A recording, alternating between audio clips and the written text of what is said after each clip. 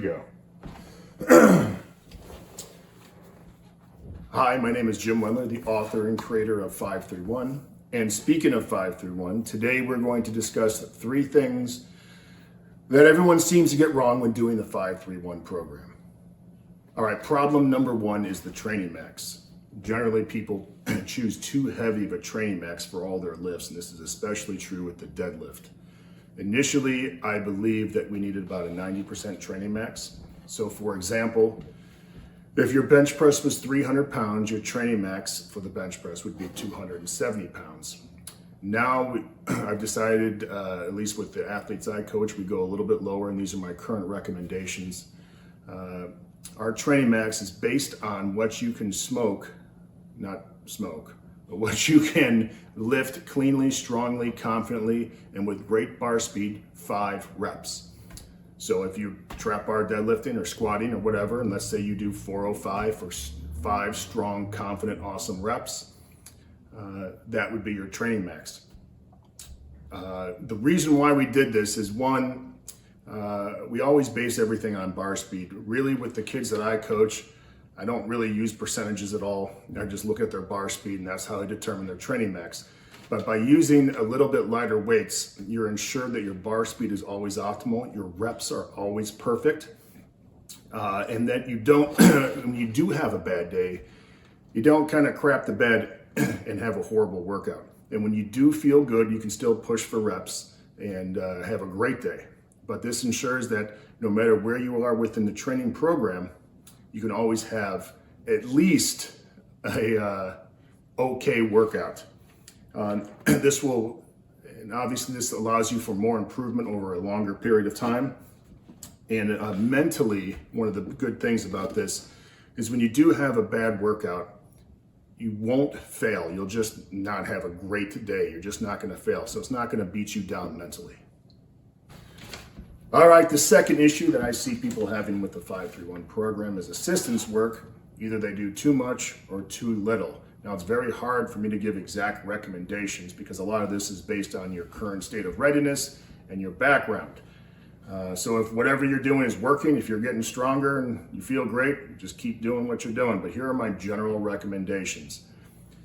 What we do at London is, this is my way of thinking, is the main lifts, the barbell lifts, are done for speed and power. We're always looking for great bar speed. Again, that has to do with the training max. Always under control. We want to own the weights. Everything is power, power, speed, power. With the assistance work, we want to build muscle. That's our main goal. I tell the kids all the time, we want to build armor, we want to build muscle, we want to build the prom muscles, we want to look awesome. We want to win the battle of the bus. The battle of the bus is when you walk off the bus on a Friday night, going to an away game, and you look all jacked and huge. And if you look like you lift and look strong and look big, the other team will be intimidated, and their game's already won before it started. So with the assistance work, once again, we're looking to build muscle. It's super important. If you want to get stronger, you have to at least look like you're stronger too. I think a lot of people want to bypass a lot of that stuff and want to put on extra weight on the bar and try and achieve a 400-pound bench before they look like they can bench 400 pounds. It's just not how it works. So generally speaking, this is what we're looking for. You have the main lift of the day that's done for speed and power and precision. And the assistance work, we usually do 3 exercises per assistance work. All right. Each day, no matter what lift you're doing, we choose 1 exercise for upper body push, 1 exercise for upper body pull, and a lower body or core strengthening exercise. Here are some examples. We will do for the upper body push-ups, dips, any kind of dumbbell incline or dumbbell pressing or dumbbell flat pressing, anything like that. Barbell incline, tricep extensions, tricep pushdowns. For upper body pull, chin-ups, pull-ups, various kinds of rows, lat pull down, any row machine would work, and as well as curls, any variation of curls you want to do. Now for the lower body and the core, there's a lot of variations here. Any single leg movement would work. Step ups, lunges, single leg squats or Bulgarian squats, whatever the hell people call them these days. Any kind of abdominal movement, again, there's like a million of those around. I'm not going to go through all those. Lower back stuff, glute ham raises, back raises, good morning, straight leg deadlifts, Romanian deadlifts. All of those can be applied. We usually choose one exercise per group, to make sure I'm very clear about this. And we just pound the crap out of it for usually 50 to 100 reps per exercise. So if you squat, your main lift is squat, you could do dips for 50 to 100 total reps, dumbbell rows for 50 to 100 total reps, and hanging leg raises for 50 to 100 reps. Now, obviously, some of those exercises will be a little easier to do than others, and some you'll do less reps, some you'll do more reps per workout. But in general, we have a full body workout every single training day. And the good news is, once you get your body in appropriate shape, if you're doing push-ups on Monday and benching on Wednesday, it's not going to affect your workout. But if it does, get your ass in shape, get your body in shape, and you'll be fine. Build muscle. All right, the third and final thing that people get wrong with the 5-3-1 program, and really this applies for just about any training program, is ignoring a physical base of fitness. Years ago, people used to get this in their public schools, the physical education programs, or just playing around and being a kid. But those things have been kind of taken from kids these days. And I think it does need to be addressed. The larger your base of just basic fitness, the stronger the peak of your strength. And so what do I mean by this? Well, this is some basic stuff. I'll address some of it and I'll show you how you can put it into your training program. Simple things such as calisthenics, running and jumping and throwing, and some kind of body weight work, stretching, mobility. So what we did as part of when I trained the high school kids is I made a lot of mistakes with this, but eventually our warm-up now consists of calisthenics and bodyweight exercises. So instead of farting around with a lot of weird rehab nonsense, we actually train.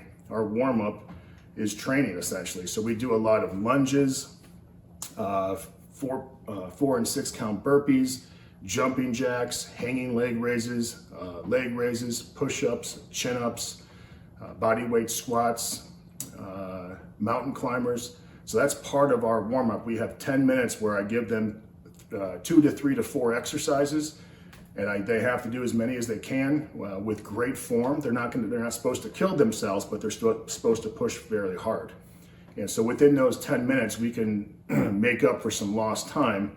And it's very difficult to do that, especially when you're 16, 17, 18 years old. You've missed a lot of training time there.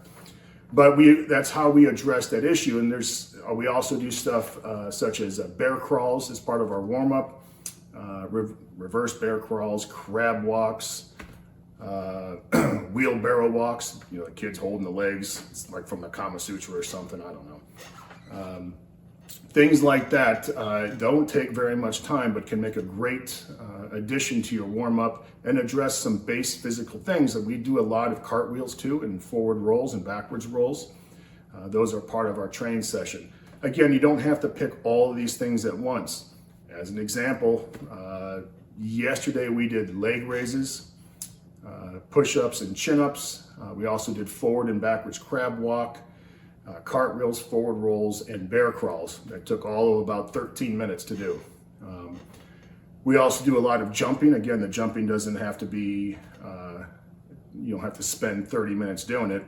10 to 20 to 25 contacts will get you through it. I recommend box jumps or standing long jumps, things that most people have access to. You can always find something to jump onto, or if you don't have access to that, just jump in your yard or jump in your gym.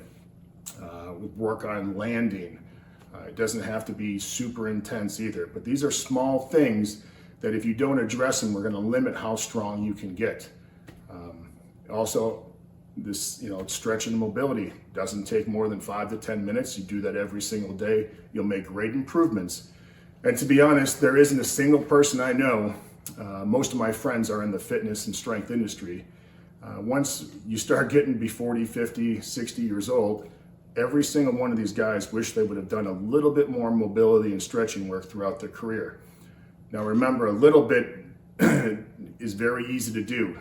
Spending 5 to 10 to 15 minutes a day, or maybe even twice a day, can go a long way in preventing injuries and making you feel just generally better.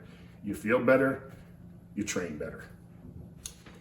In conclusion, for all you ding-dongs that didn't listen, number one, make sure your training max isn't too heavy. Bar speed, bar speed, bar speed, bar speed. Make sure your bar speed is optimal. Make sure you're in control of the weight of all times, at all times.